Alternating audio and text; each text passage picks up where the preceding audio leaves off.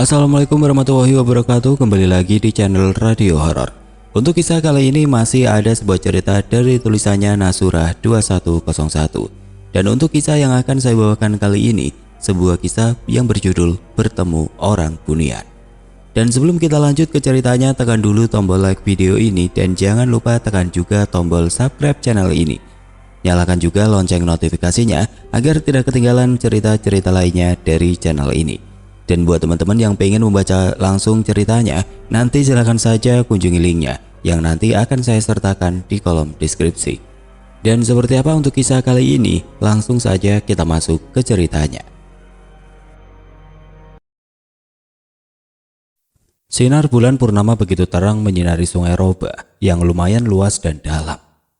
Suara hewan-hewan malam bersembunyi di kegelapan hutan, seolah saling bersautan terdengar oleh Pak Bulu yang sedang memadamkan obor di pinggir sungai. Obor yang sudah padam dan tombak, ia letakkan persis di atas batu besar dekat sungai. Pria yang merupakan asli suku Bor itu memiliki ilmu kebatinan yang cukup tinggi. Salah satu kemampuannya ialah bisa mencium bau makhluk halus yang merasuki tubuh Angga. Terakhir Pak Bulu melihat Angga beberapa detik yang lalu sedang berlari dari arah hutan kemudian melompat dan berenang ke sungai yang dalam dan berarus cukup tenang. "Angga, sadarlah!" teriak Pak Bulu tegang. Dalam keadaan panik ia melompat ke sungai yang dingin membekukan tulang. Ia menggerakkan tangan dan kaki sangat cepat mengejar Angga yang beringsut semakin menjauh. Tidak dihiraukannya bahaya yang mengancam. Bagi lelaki itu keselamatan tamu lebih utama. Jika tidak, hilanglah kehormatan sebagai suku Bor. Dan memang begitulah adat mereka. Pak Bulu semakin cemas sewaktu Angga menjerit kencang di tengah sungai. Bunyi cipratan air yang ditimbulkan dua orang yang sedang berenang berkecipak memecah kesunyian, menggema di tengah suara sayup-sayup binatang-binatang malam dari dalam hutan. Sejurus kemudian, teriakan Angga menggema, seolah begitu kesakitan, menyayat hati. Pak Bulu semakin mempercepat gerakannya demi mendengar jeritan Angga. Panik menambah kecepatan renangnya. Netranya menangkap tubuh Angga yang mulai tenggelam, seolah tubuhnya ditarik oleh sesuatu yang begitu kuat. "Angga!" teriak Pak Bulu dengan wajah panik, memanggil Angga, khawatir. Pak Bulu yakin Angga dalam bahaya. Ketika Pak Bulu sudah dekat dengan posisi Angga mulai tenggelam, ia menajamkan pandangan, mencari keberadaan Angga. Seluruh tubuh Angga sudah tenggelam. Tiba-tiba netra Pak Bulu melihat bayangan hitam menyerupai cangkang kura-kura yang muncul dari dalam air secara perlahan. Sinar rembulan kembali menerangi seluruh sungai itu. Makhluk itu membelakangi Pak Bulu, sehingga yang kelihatan hanya makhluk berbulu hitam lebat, berkepala runcing, yang mempunyai cangkang kura-kura dewasa. Pak Bulu mendengar makhluk itu seperti sedang memakan sesuatu. Sejurus kemudian makhluk itu terdiam sejenak, seperti menyadari kehadiran Pak Bulu. Perlahan makhluk itu menoleh ke arah Pak Bulu. Wajahnya begitu mengerikan, mirip wajah gabungan ayam dan kura-kura, penuh darah, terutama di sekitar mulut yang mirip paruh ayam. Setiap kunyahan oleh gigi-gigi tajam di mulutnya meneteskan darah segar dari mulutnya jatuh ke dalam air sungai, membuat warna air di dekat makhluk itu memerah. "Ranam," ucap Pak Bulu dengan suara bergetar. "Seumur hidup, baru kali ini aku melihat Ranam begitu dekat. Sebelumnya, hanya mendengar cerita turun-temurun dari leluhur suku Bor." Ucapnya lirih seolah berbicara kepada diri sendiri. Jantung Pak Bulu berdetak semakin kencang. Nafasnya semakin tidak beraturan. Ranam perlahan mendekatinya. Tatapan matanya begitu tajam mengarah kepada Pak Bulu. Jelas sekali Ranam terusik akan kehadiran Pak Bulu yang mengganggu waktu makannya. Seluruh badan Pak Bulu terlihat bergetar. Perlu membasahi tubuhnya yang memang sudah basah oleh air. Dalam kondisi kritis, Pak Bulu teringat batu kecil berwarna merah kehijauan yang diberikan kepala suku sesaat sebelum mengejar Angga. Kepala suku juga memberikan titah untuk mengucapkan mantra di dekat batu itu ketika ada makhluk apapun mendekat. Geragapan Pak Bulu merogoh sakunya lalu mengeluarkan batu kecil berwarna merah kehijauan, mengarahkannya kepada Ranam sambil mengucapkan mantra. Sejurus kemudian Ranam seperti tersentak. Basah tubuh, tatapan mata berubah menjadi ketakutan. Secepat kilat Ranam meloncat ke dalam air lalu berenang menjauh. Tangan Pak Bulu masih bergetar. Nafasnya juga masih tersegal. Ia menghela nafas panjang berkali-kali, berusaha menenangkan diri. Beberapa saat kemudian ia sudah bisa menormalkan kondisi tubuhnya Netranya menyapu sekeliling. Ia berusaha mencari keberadaan Angga tapi nihil. Pak Bulo kembali mengeluarkan batu saktinya, lalu mengucapkan mantra berkali-kali berharap menemukan Angga. 5 menit sudah berlalu. Ia tidak melihat tanda-tanda keberadaan Angga. Dengan putus asa, Pak Bulo berenang kembali ke daratan. Baru beberapa saat berenang, tiba-tiba kejadian aneh terjadi. Potongan-potongan tubuh ikan yang penuh darah mengambang di permukaan air bersamaan dengan tubuh Angga. Angga! Secepat kilat Pak Bulo membawa tubuh Angga ke bibir sungai, berharap masih bisa menyelamatkan Angga, walaupun tubuh Angga sudah mulai membiru. Ketika sudah sampai di pinggir sungai, Pak Bulo dengan berbagai upaya menyadarkan Angga. Sebagai orang suku Bor, pengalaman mengajarkan bagaimana mesti bertindak untuk menyelamatkan orang yang tenggelam. Menit demi menit berlalu, Angga belum juga siuman. Tidak terasa sudah 15 menit telah berlalu. Ia masih berusaha keras memberikan pertolongan kepada Angga, namun belum membuahkan hasil. Terbayang betapa sedihnya teman-teman Angga. Pak Bulo merasa bersalah kepada teman-teman Angga, juga kepada kepala suku. Terbayang betapa besarnya rasa kecewa di wajah kepala suku saat mengetahui bahwa Angga tidak selamat. Perasaan putus asa mulai hadir di dalam hati dan pikiran Pak Bulo. Tiba-tiba, Angga terbatuk, kemudian muntah. Dari mulutnya memuntahkan banyak air, nafasnya tersegal-segal. Tubuhnya yang tadi membiru sekarang mulai normal. Angga, syukurlah, kamu sudah sadar. Teriak Pak Bulo histeris sambil memeluk Angga. Walaupun belum lama mengenal Angga, ia seperti sudah timbul rasa peduli. Mungkin karena Angga seumuran dengan anaknya yang telah wafat. Mata Pak Bulo berkaca-kaca menatap Angga yang masih terlihat linglung. Angga tidak berucap sepatah kata pun, netranya menatap Pak Bulo bingung. Sorot matanya mengajukan banyak pertanyaan. Pak Bulo yang mengerti kebingungan Angga, bibirnya berucap, Angga, sekarang fokus istirahat saja di sini sampai kondisi jiwa dan ragamu kembali normal. Baru nanti saya akan menceritakan semua yang telah terjadi. Ucap Pak Bulo berusaha menenangkan Angga. Angga mematung, berusaha mencerna setiap kalimat yang diucapkan Pak Bulo. Sejurus kemudian Angga mengangguk pelan. Tunggu di sini ya Angga, jangan kemana-mana. Ucap Pak Bulo kemudian. Ia berkeliling mengumpulkan peralatan berkemah ala suku Bor. Peralatan yang dibuat dari bahan-bahan yang tersedia di hutan dekat bibir sungai. Setelah beberapa lama tenda pun sudah berdiri. Begitupun makanan juga sudah tersedia di hadapan Angga. Untuk makanan, Pak Bulo mengambil beberapa buah-buahan di dekat pinggir sungai. Berbekal pengalaman hidup yang panjang di alam bebas, ia mampu membedakan mana saja buah yang bisa dimakan dan mana yang beracun. Setelah makan dan istirahat cukup lama, Angga sudah jauh lebih baik dari sebelumnya. Oleh karena itu, Pak Bulo memutuskan untuk bertanya kepada Angga. Nah Angga, bagaimana keadaanmu sekarang? Saya sudah jauh lebih baik dari sebelumnya, Pak. Oh ya, sebenarnya apa yang terjadi dengan saya, Pak? Tanya Angga kemudian. Ia tampak masih bingung bercampur penasaran. Apa yang kau bisa ingat sejauh ini? Alih-alih menjawab pertanyaan Angga, Pak Bulo malah balik mengajukan pertanyaan. Angga tampak berpikir sejenak sebelum bibirnya berucap. Saya ingat terakhir kali seperti ada sosok yang merasuki badan saya sewaktu ritual tarian perang.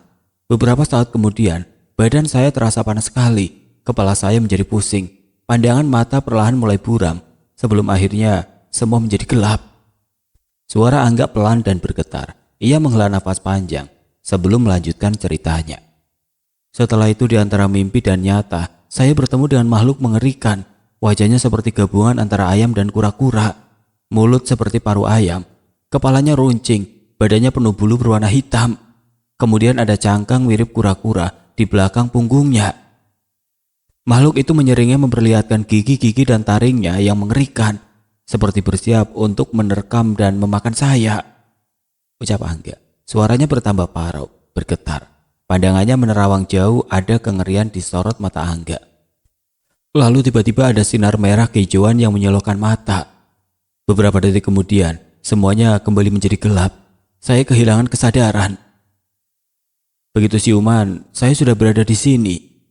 Angga tampak bingung mencoba memahami apa yang sebenarnya telah dialaminya. Terlalu banyak puzzle yang hilang. Matanya kembali menerawang seolah sedang menerka-nerka setiap serpihan ingatan yang hilang. Pak Bulo lalu menepuk pundak Angga, menenangkannya. Sebenarnya, apa yang terjadi selama saya tidak sadarkan diri, Pak? Tanya Angga dengan tatapan memohon. Seperti seorang anak yang sedang memohon kepada ayahnya, Pak Bulo menghela nafas panjang sebelum memulai bercerita. Sewaktu kamu dan teman-temanmu mengikuti ritual tarian perang, kami mengetahui bahwa ternyata di tubuhmu dan tubuh beberapa temanmu ada hantu Belanda yang masih menempel. Oleh karena itu, makhluk astral pelindung suku kami marah dan berusaha mengusir hantu Belanda itu dari dalam tubuhmu dan tubuh teman-temanmu, yaitu dengan cara merasuki tubuhmu dan tubuh teman-temanmu. Saat ada salah satu makhluk astral pelindung kami yang masuk ke tubuhmu, itulah ragamu tidak mampu menahan kekuatan besar makhluk astral pelindung desa kami. Akhirnya ragamu diambil alih oleh mereka berdua. Di tengah pertempuran antara makhluk astral dan hantu Belanda, kesadaranmu hilang. Ragamu diambil alih secara bergantian. Oleh karena itu, ragamu berlari tidak tentu arah sampai akhirnya ragamu bertemu dengan Ranam. Ranam? Tanya Angga penasaran. Ranam itu makhluk yang kamu temui tadi, yang kau bilang antara mimpi dan kenyataan. Sebetulnya itu bukan mimpi, tapi nyata. Kamu bertemu dengan Ranam. Ia adalah hantu air yang kuat. Hidupnya lebih banyak di air. Biasanya muncul di siang hari. Entah kenapa tadi dia muncul di malam hari. Mungkin dia Ranam yang mempunyai kedudukan tinggi atau punya keistimewaan. Ranam biasanya memakan ikan-ikan di sungai. Tapi banyak kejadian juga warga suku kami yang hilang diculik oleh Ranam. Tapi ada juga Ranam yang jinak. Mereka biasanya muncul di siang hari. Jika mereka lagi makan ikan, terus ada manusia mendekat, mereka tetap cuek. Fokus makan ikan saja jika mereka tidak diganggu oleh manusia. Mereka tidak diusik, mereka tidak berbahaya. Ucap Pak Bulo panjang lebar. Maaf sebelumnya Pak, saya mau nanya, apa yang terjadi selanjutnya saat raga saya bertemu dengan Ranam? Tanya Angga. Semakin penasaran, Pak Bulo tampak berpikir sejenak, seolah khawatir tentang apa yang mau ia ceritakan kepada Angga. Sementara Angga dia menunggu dengan tatapan memohon. Pak Bulo tampak menghela nafas berat sebelum akhirnya ia berucap. Kisah Ranam, makhluk astral pelindung desa kami. Hantu-hantu Belanda, mereka semua punya sejarah panjang di masa lalu. Sejarah mereka bisa dibilang sangat kelam. Belum lagi ada beberapa rahasia besar yang saling berkaitan dengan mereka bertiga dan juga suku kami, serta beberapa suku lainnya di dekat desa kami. Lagi-lagi Pak Bulo menghela nafas berat, terdiam untuk beberapa saat, seolah sedang mencari kalimat yang tepat untuk menyampaikan kisah selanjutnya. Angga masih dengan khidmatnya menunggu, sorot matanya semakin penasaran bercampur ngeri. Sebenarnya, ada juga makhluk-makhluk astral kuat lainnya yang belum bisa saya ceritakan. Sekarang, saya hanya bisa cerita sebatas itu, karena rahasia besar ini bisa menjadi malapetaka jika kami bagikan kepada orang yang salah. Angga tampak tersenyum kecut. Ia paham betul maksud Pak Bulo. Pasti ada hal yang sangat mengerikan hingga Pak Bulo memutuskan untuk tidak melanjutkan ceritanya. Batin Angga mencoba berpikir positif atas keputusan Pak Bulo. Oh ya, satu lagi. Di antara semua makhluk astral yang saya ceritakan tadi, ada makhluk terkuat yang menjadi kunci penyelesaian masalah dari semua rahasia besar ini, yaitu makhluk bunian. Atau yang kalian kenal dengan orang bunian. Ucap Pak Bulo pelan. Ucapan Pak Bulo yang pelan terdengar bagai petir di telinga Angga. Sekarang ia mengerti kenapa Yuna berambisi ingin tahu tentang orang bunian. Jika Ranam dan makhluk astral lainnya sudah sangat kuat dan mengerikan, orang bunian pasti lebih kuat dari dan lebih mengerikan dari mereka semua. Berarti benar bahwa orang bunian memiliki kekuatan yang maha dahsyat. Ucap Angga lirih, seolah ia sedang bergumam. Sesaat setelah Angga menyelesaikan kalimatnya, tiba-tiba bumi seolah bergoncang. Bumi tempat mereka berpijak terjadi gempa yang sangat dahsyat. Angin bertiup kencang menerbangkan apapun yang dilaluinya. Wajah Pak Bulo berubah pias, begitupun wajah Angga. Mereka berdua berusaha berpegangan satu sama lain, sementara tangan yang lain meraih apapun sekenanya, supaya tubuh mereka tidak ikut terbang bersama angin yang bertiup kencang. Entah berapa lama mereka berdua berjuang dalam situasi itu saat angin mereda dan goncangan terhenti. Dari arah lebatnya hutan muncul orang-orang dengan wajah mengerikan, diiringi kemunculan binatang buas. Ada beruang madu, macan dahan dan anjing liar. Anjing-anjing itu berukuran lebih besar daripada anjing pada umumnya. Tubuh Angga gemeteran saking takutnya. Ia tanpa sadar terkencing di celana. Tangannya memegang erat tangan Pak Bulu. Melihat siapa yang datang, Pak Bulu menegakkan punggung. Meski penampilannya tampak kacau, Pak Bulu berdiri dengan gagah menatap tajam ke arah orang-orang yang mengelilinginya. Kami datang karena kami merasakan kehadiran hantu Belanda, musuh bebuyutan kami, ucap salah satu dari mereka. Pak Bulu masih diam tanpa ekspresi. Tapi, bukankah kau Bulu orang kepercayaan dari kepala suku Bor? Tanyanya kemudian. Benar, aku Bulu, jawab Pak Bulu beku. Maafkan kami tidak berniat mencelakakanmu. Kami hanya ditugaskan untuk menangkap lelaki yang bersamamu, karena kami yakin di dalam tubuhnya bersemayam hantu Belanda yang pernah mengacaukan tempat ini. Ucapnya kemudian. Aku tidak bisa menyerahkannya begitu saja, karena dia adalah tamu kami, tamu dari suku Bor, jawab Bulu masih beku. Suku Cayo telah menangkap seseorang perempuan yang juga mengacaukan tempat ini, karena di dalam tubuhnya bersemayam hantu Belanda. Kepala suku Bor sekarang berada di rumah suku Cayo. Jika Bulu tidak keberatan, biar kami mengantarkan kalian berdua ke sana, ucap laki-laki itu kemudian. Untuk sesaat Pak Bulu menatap tajam ke arah laki-laki itu tajam. Tapi kemudian ia mengangguk ragu. Tidak urung Pak Bulu hanya mampu ngeloyor mengikuti apa mau orang-orang itu. Dia memejamkan mata untuk sesaat, mencoba berkomunikasi dengan Pak Breki. Saat ia membuka mata, wajahnya tampak lebih tenang. Angga pun akhirnya berkumpul di rumah kepala suku Cayo untuk membahas langkah selanjutnya. Dia bertemu dengan teman-temannya di sana, yaitu Yuna, Putri, Wisnu, Angel, Chelsea dan Siska. Namun di situ justru terjadi ketegangan antar suku saat mesti memutuskan langkah apa yang harus diambil demi mengusir hantu Belanda yang ada di dalam tubuh Yuna, Angga dan Putri. Sebagian besar suku-suku tersebut memutuskan untuk mengorbankan Yuna, Putri dan Angga. Meski Pak Breki, Pak Bulu dan Nek Betty yaitu neneknya Angel berjuang keras untuk membela anak-anak ini. Ketegangan gak bisa dihindarkan. Anak-anak yang mendengar orang-orang bersitegang menjadi ketakutan. Dalam kekalutan mereka memutuskan untuk melarikan diri. Mereka memanfaatkan momen saat orang-orang sedang bersitegang. Mereka menyelinap keluar dari wilayah suku Cayo, kembali ke wilayah suku Bor untuk mengambil kuda besi milik mereka, lalu melarikan diri keluar dari hutan. Sayang anak-anak ini mengalami kecelakaan fatal di tikungan maut. Kuda besi yang dikendarai Siska berguling beberapa kali sebelum akhirnya menabrak pohon besar di tepi jalan. Tubuh Siska terkulai bersibah darah tidak jauh dari sepedanya. Dari mulut, hidung dan telinganya terus mengalir darah segar membasahi tubuhnya. Sedang Angel juga terkapar di badan jalan beberapa meter dari posisi Siska berada. Dari kepalanya merembes darah segar terus mengenang makin melebar. Lalu mulai membasahi tubuhnya. Sementara Yuna yang membonceng Putri, Angga yang membonceng Wisnu serta Chelsea yang berkendara sendirian mengalami nasib yang tidak jauh berbeda. Akibat Siska mengerem secara mendadak, mereka mengalami kecelakaan beruntun.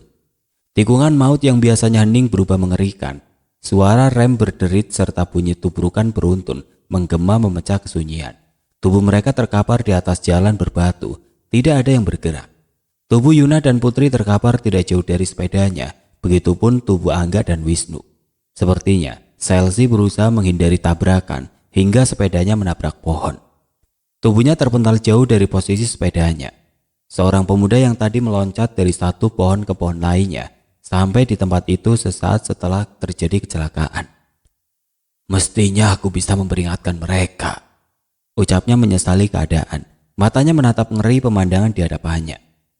Lalu melangkah lunglai mendekati setiap tubuh mereka yang hampir semuanya bersimpah darah. Lalu memeriksa satu persatu urat nadi para korban. Saat sampai pada tubuh Siska, ia memeluknya dan menangis sejadi-jadinya. Ia meraung-raung, suaranya tangisnya menggema memenuhi area tempat itu, menyayat hati. Handphone milik Siska tiba-tiba berdering, menyadarkan pemuda itu dari tangisnya. Gemeteran ia merogoh saku baju milik Siska dan mengambil handphone miliknya. Klik. Halo? Baik, tunggu sebentar. Kemudian meletakkan handphone di tangan Siska. Handphone itu terkulai jatuh ke tanah. Bangun Siska, jangan diam saja. Kakakmu ingin bicara denganmu. Ia terus menggoncang tubuh Siska. Linglung, sementara sambungan panggilan masih belum terputus. Dari seberang sayup-sayup terdengar halo halo halo. Lalu sambungan terputus. Pada saat bersamaan banyak sekali orang bermunculan dari dalam hutan. Pak Breki, Pak Bulu, Nek Beti, kepala suku Dronu, juga kepala suku Cayu. Mereka tercekat menyaksikan pemandangan di hadapan mereka.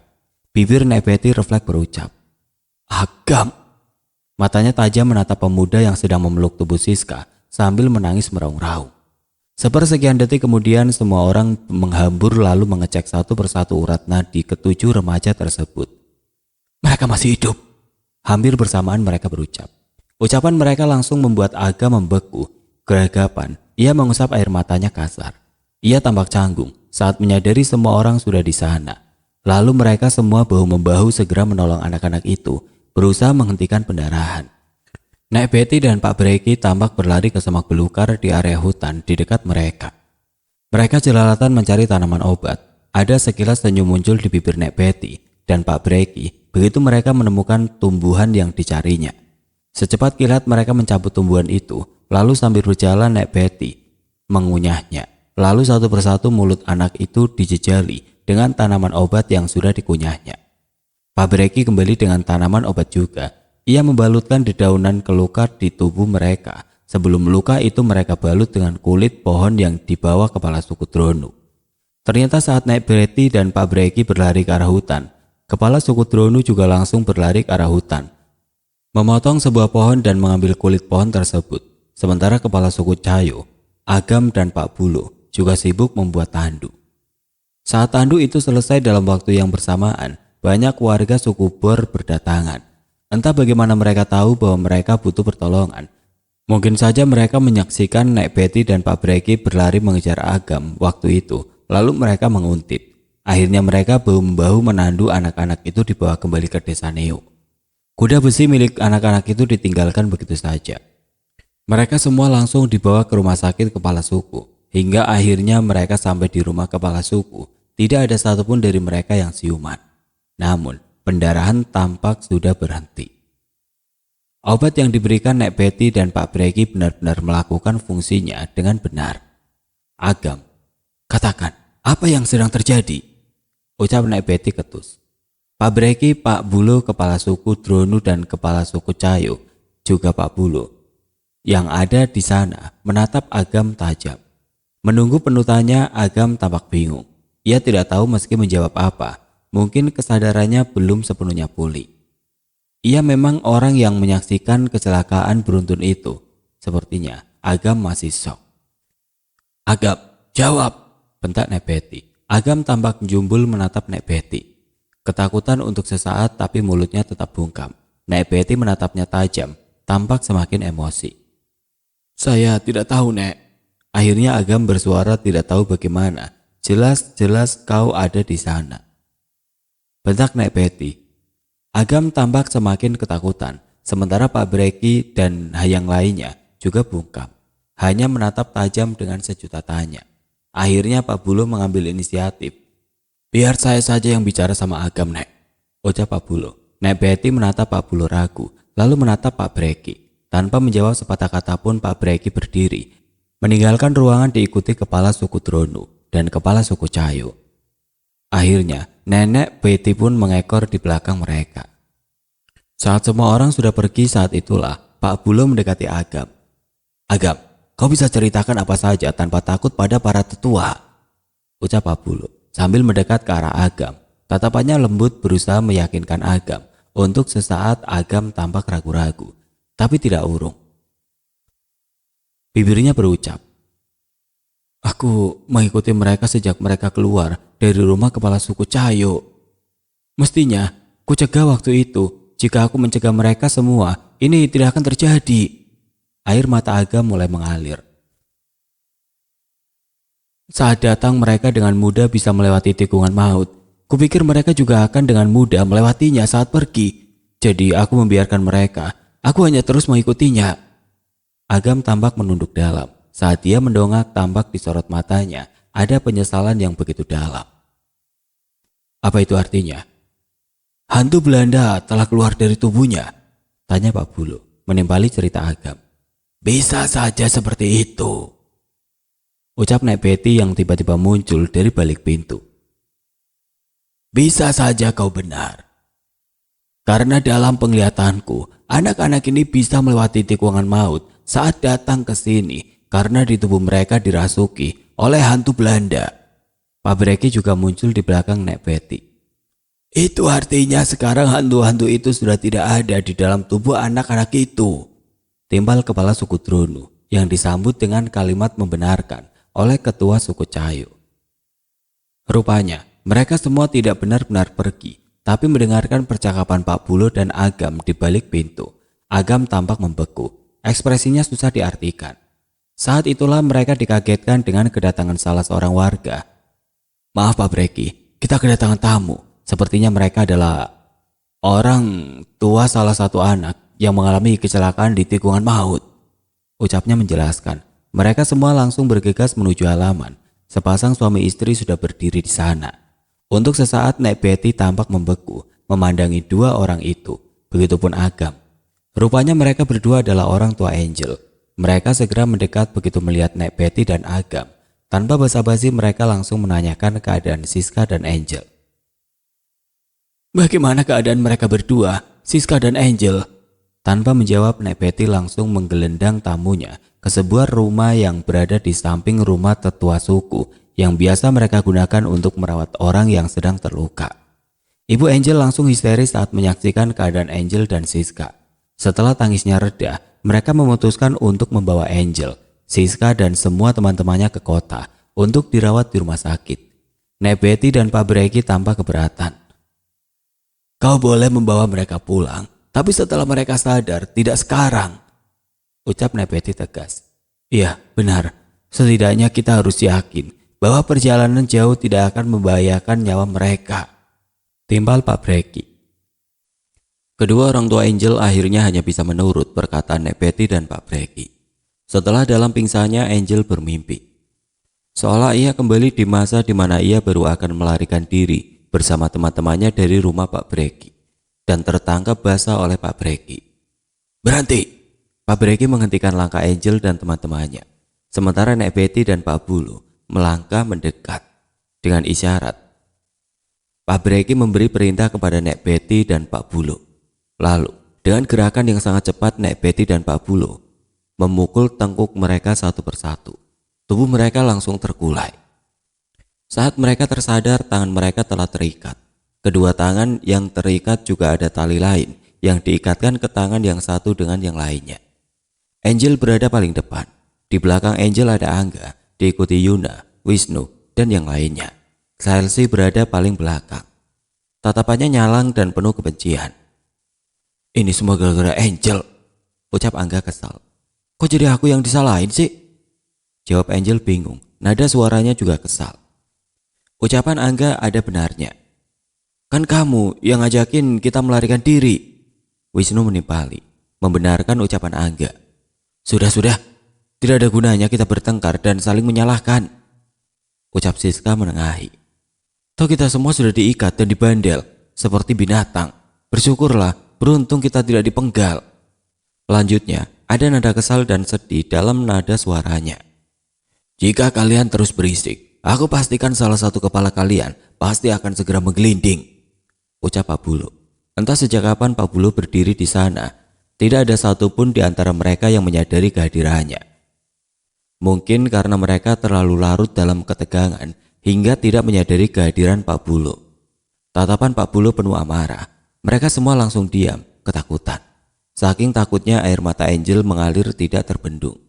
Membayangkan jika kepala salah satu dari mereka benar-benar menggelinding. Muda-mudi itu kini menjadi tawanan karena kesalahan fatal yang mereka buat. Mereka berjalan sambil diikat dengan kawalan ketat. Kalau dipikir-pikir, mereka memang sangat keterlaluan. Mereka datang disambut baik, bahkan Pak Breki dan 10 kesatria baja melindungi mereka sepenuh hati saat mereka dalam masalah. Namun mereka justru berniat melarikan diri. Kini mereka sedang digelandang menuju sebuah pohon besar yang dipercaya sebagai portal gaib menuju wilayah orang Bunian. Begitu menyaksikan anak-anak ini hendak melarikan diri, Saat itu juga mereka memutuskan untuk bertemu dengan orang Bunian. Mereka takut semuanya menjadi terlambat dan akan terjadi kekacauan. Sepanjang perjalanan dari pemukiman suku Cayo ke lokasi portal gaib, rintangan datang silih berganti. Serangan binatang buas tidak henti-hentinya. Beruntung suku Dronu telah terbiasa berkelahi dengan binatang buas. Dibandingkan kedua suku lainnya, kemampuan suku Dronu dalam menghadapi binatang buas jauh di atas angin. Makanya, pakaian dan aksesoris yang melekat di badan suku Cayo didominasi bahan baku kulit dan tulang binatang. Setelah perjalanan panjang seharian melewati hutan, perbukitan dan sungai, akhirnya mereka sampai di titik lokasi portal gaib lewat tengah malam. Sinar bulan purnama menembus sela-sela pepohonan, menerpa sekeliling pohon raksasa yang dipercaya sebagai portal gaib. "Pohon apa itu, Pak? Besar sekali," tanya Siska bergidik ngeri. "Pohon eri," ucap Pak Breki menjelaskan. Pohon eri begitu besar, puluhan kali lipat dari pohon pada umumnya. Di sekeliling pohon eri banyak sekali berserakan tulang belulang, baik tulang belulang binatang maupun manusia, membuat aura pohon tampak terasa kesakralannya. Ribuan sesajen, dupa dan bunga 7 rupa, baik yang masih baru maupun yang sudah kering, berserakan mengitari pohon. Aura mistis memancar begitu kuat. Saat mereka mendongak ke atas, tatapan mereka berubah ngeri. Tubuh mereka langsung menggigil saking takutnya. Hampir di setiap dahannya bergelantungan mayat-mayat. Ada yang masih baru, ada yang sudah membusuk. Sebagian dari mayat-mayat itu ada yang membengkak, dan dari mayat tersebut meneteskan cairan. Ada yang sebagian sudah pada hampir lepas. Sebagian daging mayat tersebut hanya menempel sedikit ke tubuhnya, hampir jatuh. Bahkan ada yang tinggal tulang belulangnya saja. "Pohon eri," ucap Siska linglung. Tanpa sadar ia berucap dengan nada bertanya, mengharap penjelasan lebih atas keberadaan pohon raksasa di hadapannya. "Pohon yang sudah berusia ribuan tahun, telah diceritakan turun-temurun oleh para leluhur sebagai salah satu yang tertua dalam sejarah awal mula. Saat leluhur kami datang ke pulau ini, pohon eri telah pun ada. Mula-mula leluhur kami ingin menebangnya, tapi tidak ada satupun yang berhasil melakukannya. Kemudian pohon eri disakralkan karena dianggap memiliki kekuatan. Suatu ketika salah satu leluhur kami secara tidak sengaja tersedot dan hilang ke dalam pohon. Seolah pohon eri berpintu, seorang gadis muda yang jadi kembang desa bernama Eri. Mula-mula, penduduk desa mengira bahwa Eri tidak akan pernah kembali.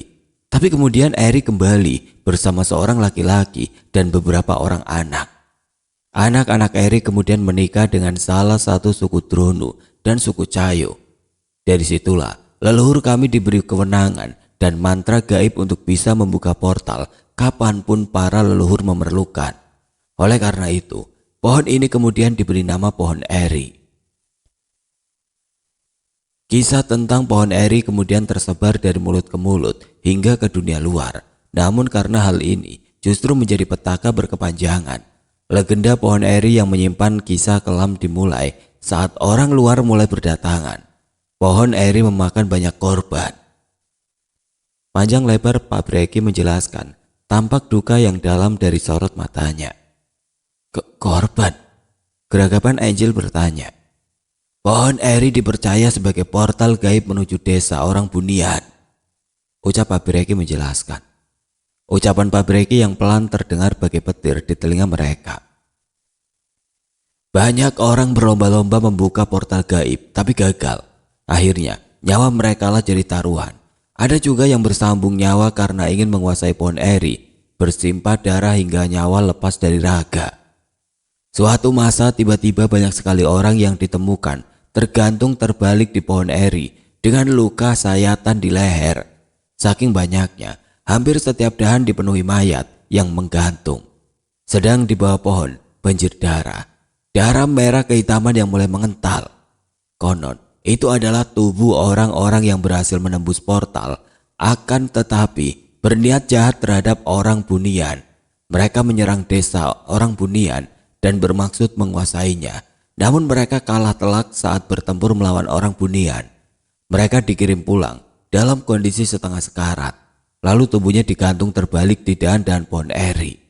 Tujuannya untuk memberi pesan bagi yang lain agar tidak main-main dengan orang Bunian. Mereka mendengarkan penuturan Pak Breki dengan tatapan ngeri.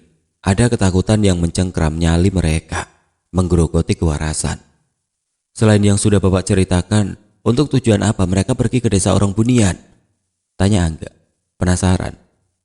Macam-macam. Intinya ingin menyelesaikan segala permasalahan hidup yang menurut mereka sangat berat. Ada yang ingin kaya, ada yang mencari jodoh, ada juga karena mencari kesembuhan. Banyak juga yang seperti Naangga dan teman-teman, hanya karena rasa penasaran, lalu nekat ingin mencari orang Bunian. Angga tercekat. Ternyata Pak Breki mampu membaca tujuannya datang ke desa Neo. Sayangnya, tidak sembarang orang bisa membuka portal gaib. Hanya orang-orang terpilih saja yang mampu melakukannya.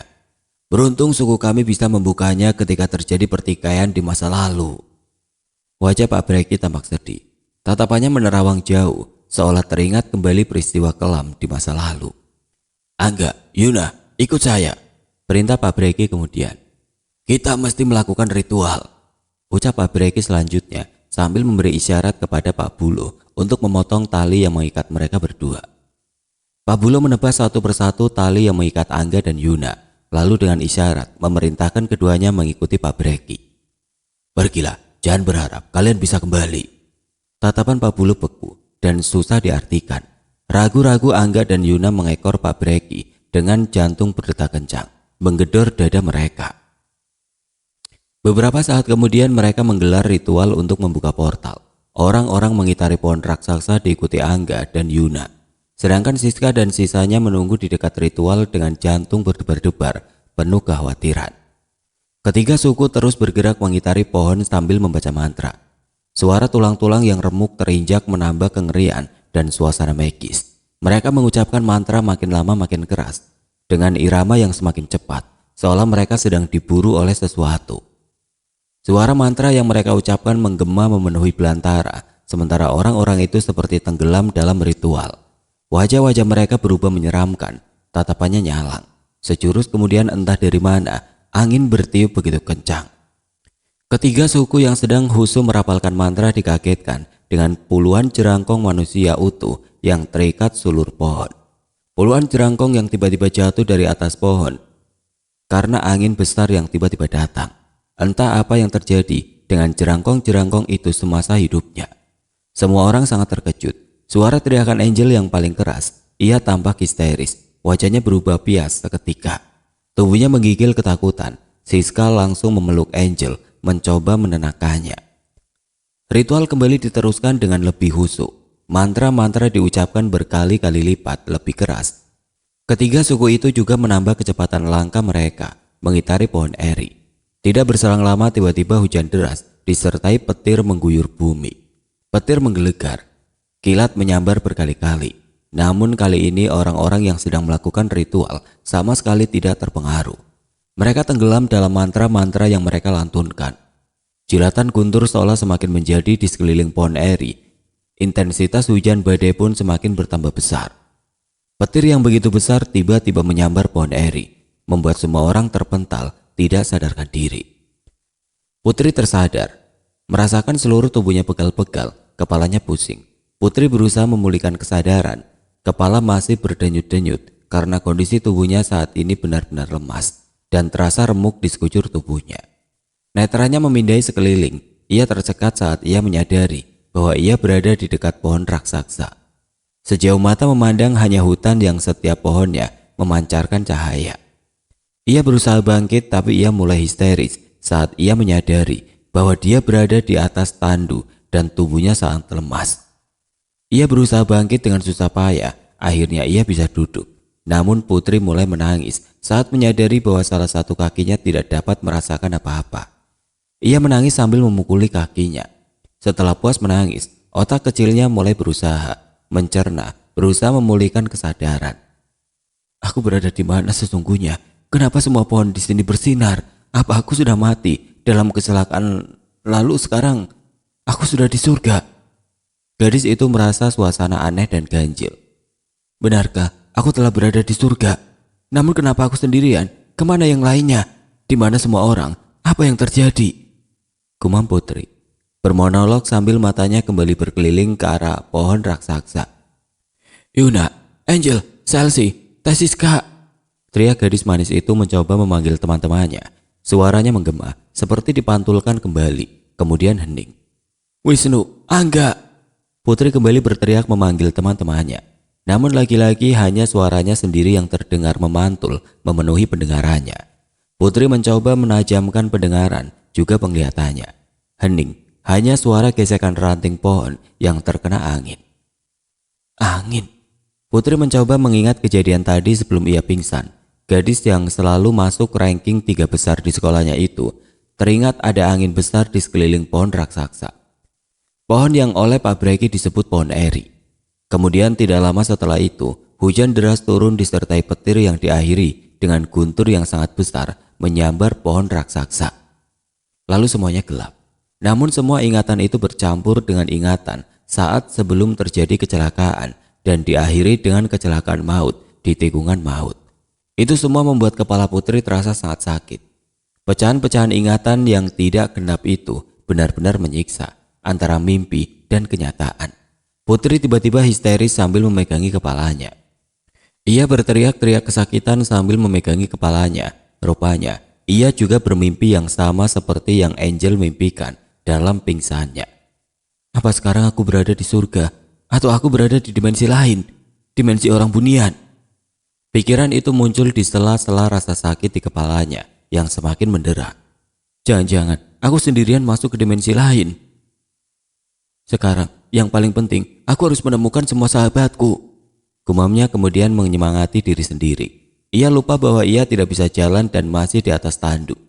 Suasana hutan bertambah menyeramkan saat kabut putih perlahan turun. Akibatnya jarak pandang Putri semakin terbatas. Hanya 4-5 meter saja. Sinar bulan yang timbul tenggelam membuat Putri semakin ketakutan. Berada di tengah hutan sendirian. Apalagi saat dia merasa seolah sedang diawasi. Putri merasakan ribuan mata sedang mengintip dari sela-sela belukar dan rimbun dedaunan. Di balik pohon-pohon besar seolah ada ribuan mata yang sedang mengawasinya. Putri hanya bisa menggigil menelan rasa takutnya. Entah berapa lama Putri berada dalam situasi seperti itu, Putri merasakan hawa semakin dingin, hingga ia merasakan tubuhnya sudah mulai semakin kebas. Sejurus kemudian ia melihat seseorang yang tidak asing. Sepertinya itu Yuna, kelihatan dari pakaiannya. Gumamnya sambil berusaha menggerakkan tubuhnya, berusaha mendekat. Putri ngesot menyeret tubuhnya, ternyata benar, seperti dugaannya. Yuna! Teriaknya histeris. Alhamdulillah, aku senang banget akhirnya ketemu juga. Yang dipanggil hanya mematung memandangnya sedang mengesot sedang mendekatinya dengan tatapan datar. Ia hanya diam saja saat Putri berhasil mencapainya. Masih dengan tatapan datar, orang yang disangka oleh Putri adalah Yuna menarik tubuhnya lalu diberdirikan. Aku takut banget Yun, ucap Putri sambil memeluk sahabatnya. Orang yang mirip Yuna membalas pelukan Putri. Namun ada yang aneh. Kenapa dia tidak sehisteris Putri bahkan membisu? Tidak tampak rona bahagia di sorot matanya. Bahkan bibirnya tidak berucap sepatah kata pun. Namun pelukannya semakin lama semakin erat. Sampai Putri merasa tercekik dan sesak nafas. Yun, hentikan. Apa yang kamu laku? Teriakan Putri terhenti karena secara perlahan sosok Yuna berubah menjadi makhluk tinggi besar berwarna merah. Sepasang matanya pun sewarna darah. Makhluk itu terlihat begitu marah terhadap Putri. Menyadari bahwa orang yang memeluknya bukan Yuna, Putri meronta-ronta berusaha melepaskan diri. Akhirnya, sosok itu melepaskan Putri. Tubuhnya jatuh ke tanah. Brak! Putri tiba-tiba menyadari bahwa ia jatuh dari tanduk. Ini mimpi, apa kenyataan? Batinnya bingung. Perasaan tadi aku sudah turun dari tanduk dan ngesot jauh. Putri semakin bingung. Sementara sosok itu hanya menatapnya beku, Putri hanya mampu meringkuk memeluk rasa takutnya. Karena kini tenaganya seolah sudah terkuras habis. Hingga ia seolah tidak mampu untuk sekedar beringsut menjauh. Tidak jauh dari situ, Chelsea dan Siska juga tampak tersadar. Aduh, badanku terasa hancur. Gumam Chelsea dan Siska hampir bersamaan. Apa yang terjadi? Timbal Siska sambil memijat kepalanya yang terasa berat. Kalian berdua sudah sadar? Ujar Agam tanpa melihat keduanya. Netranya masih sibuk memindai sekeliling. Ilmunya yang cukup tinggi bisa merasakan bahwa mereka berada di dimensi yang berbeda. Ia bisa merasakan energi besar yang lumayan banyak di tempat itu. Kemungkinan kita sekarang berada di alam lain, tapi di mana semua orang? Saya dari tadi mencoba berkomunikasi dengan semua orang melalui ilmu kebatinan, tapi tetap saja nggak bisa. Ucap Agam. Pemuda berkulit sawo matang itu lebih kepada diri sendiri. Siska dan Chelsea saling menatap. Kemudian keduanya larut dalam pikiran masing-masing. Sekarang, yang paling penting, kita temukan dulu semua orang. Ayo, kita mesti mencari mereka. Ucap Agam yang terdengar bernada perintah di telinga Chelsea dan Siska. Kedua wanita itu pun mengangguk pelan, tanda setuju dengan mengekor di belakang Agam. Jalannya pelan-pelan saja ya kak, kami berdua masih terasa pusing, tubuh kami juga masih lemas. Pinta Siska kepada Agam. Baiklah, kalian jangan jauh-jauh dariku. Agam tiba-tiba menatap Siska agak lama. Ada apa ya kak? Tanya wanita berbadan atletis itu.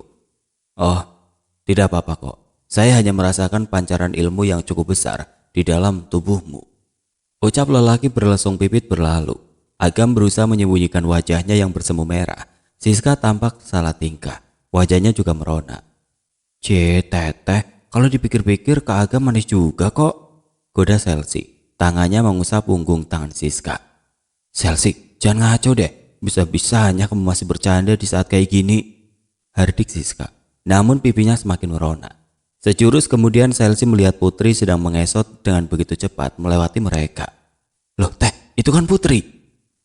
Iya betul. Itu Putri, Sel. Putri.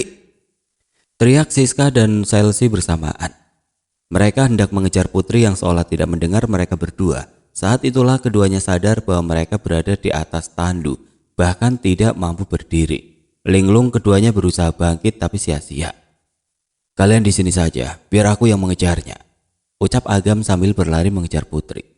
Tanaman liar yang tajam menusuk kakinya berkali-kali, namun tidak ia pedulikan. Hingga jarak Agam dengan Putri telah terpangkas. Nafasnya tersegal-segal kelelahan.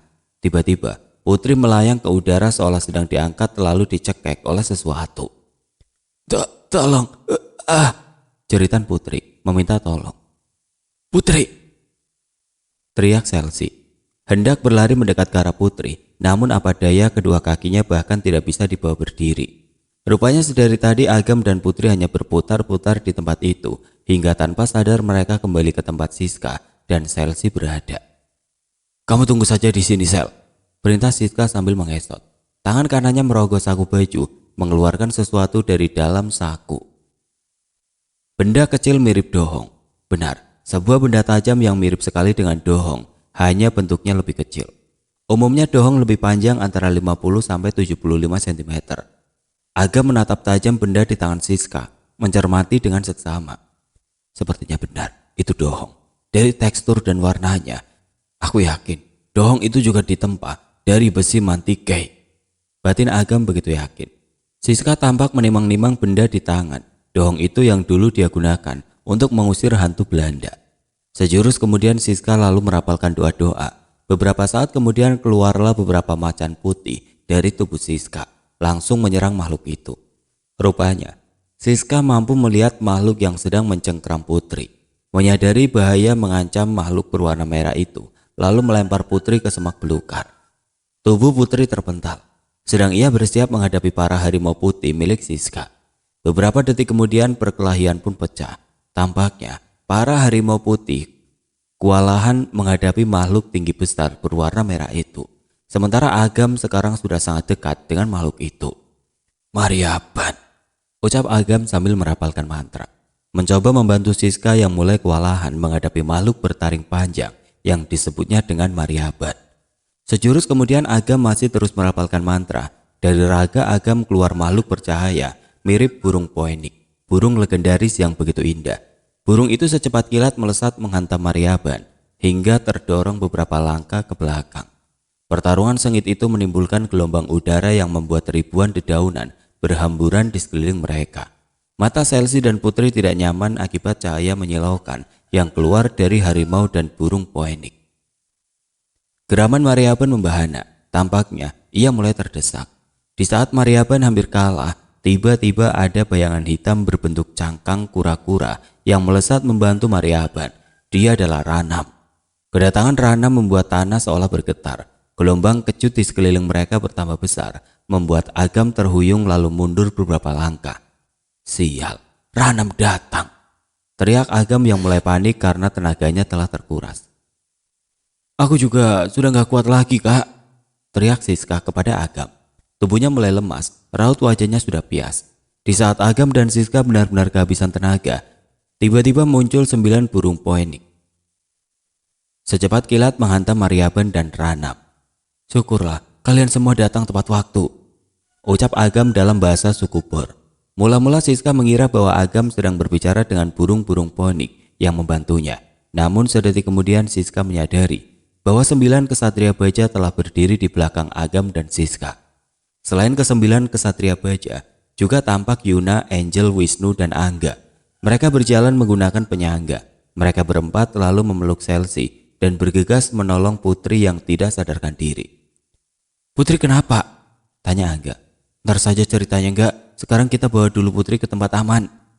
Pertarungan antara Maryaban, Ranam, dan 10 kesatria baja masih berlangsung dan menimbulkan gelombang kecut.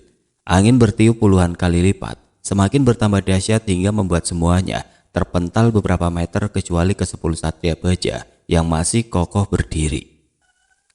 Maryaban dan Ranam tentu saja bukan tandingan kesatria baja. Kedua makhluk itu dengan mudah mereka mundur, namun tiba-tiba puluhan Maryaban dan Ranam datang membantu. Sejurus kemudian keadaan kembali berbalik. 10 kesatria baja dan Siska yang terdesak. Suasana kacau balau, tiba-tiba petir menggelegar. Gempa bumi juga terjadi di sekeliling tempat pertarungan. Bersamaan dengan itu muncul banyak sekali makhluk yang mempunyai sepasang kaki terbalik dan tidak mempunyai garis di bawah hidung. Pertarungan dahsyat itu pun dihentikan dengan mudah oleh makhluk-makhluk yang baru datang. Mereka memiliki kekuatan yang jauh lebih besar dari Ranam, Maryaban, Siska, dan kesatria baja. Bunian, ucap Abreki gelagapan. Pancaran energi yang sangat besar dari para makhluk-makhluk yang disebut oleh Pak Breki sebagai orang bunian membuat tubuh semua orang yang ada di situ bergetar hebat. Benar-benar pancaran energi yang luar biasa, gumam Siska. Salah satu dari makhluk itu tiba-tiba mengangkat tangannya disertai kilatan cahaya besar yang membuat silau dan suara yang memekakkan telinga. Semua orang menutup mata dan menutup telinga mereka dengan kedua tangan. Sekelompok hantu Belanda yang selama ini masih keluar masuk ke tubuh Yuna, Putri, dan Angga tiba-tiba keluar tubuh mereka bertiga. Detik selanjutnya, hantu-hantu Belanda menghilang dari tempat itu. Orang-orang terpaku menyaksikan semua itu.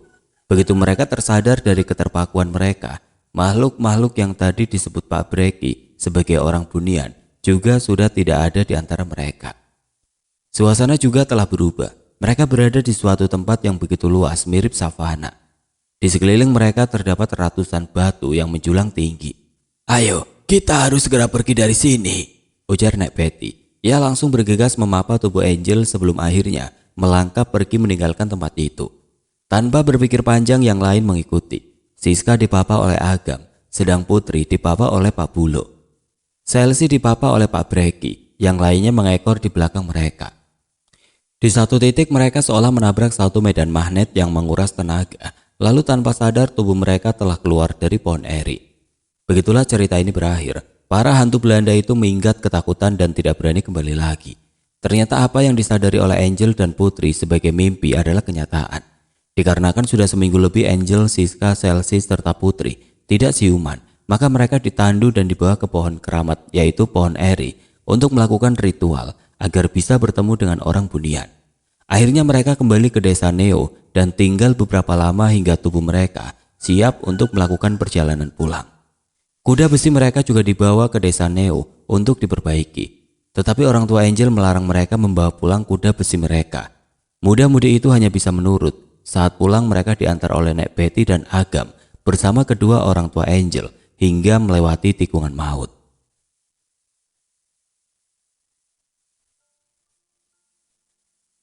Oke teman-teman, sekian untuk kisah kali ini. Bagaimana menurut kalian tentang kisah ini? Tulis komentar kalian di kolom komentar. Dan buat teman-teman yang belum mengikuti kisah sebelumnya, nanti saya sertakan linknya yang nanti akan saya sertakan di kolom deskripsi. Dan buat teman-teman yang baru bergabung, jangan lupa untuk like, komen, share, serta subscribe channel ini. Dan nantikan kisah-kisah horor berikutnya tetap di channel Radio Horor. Wassalamualaikum warahmatullahi wabarakatuh.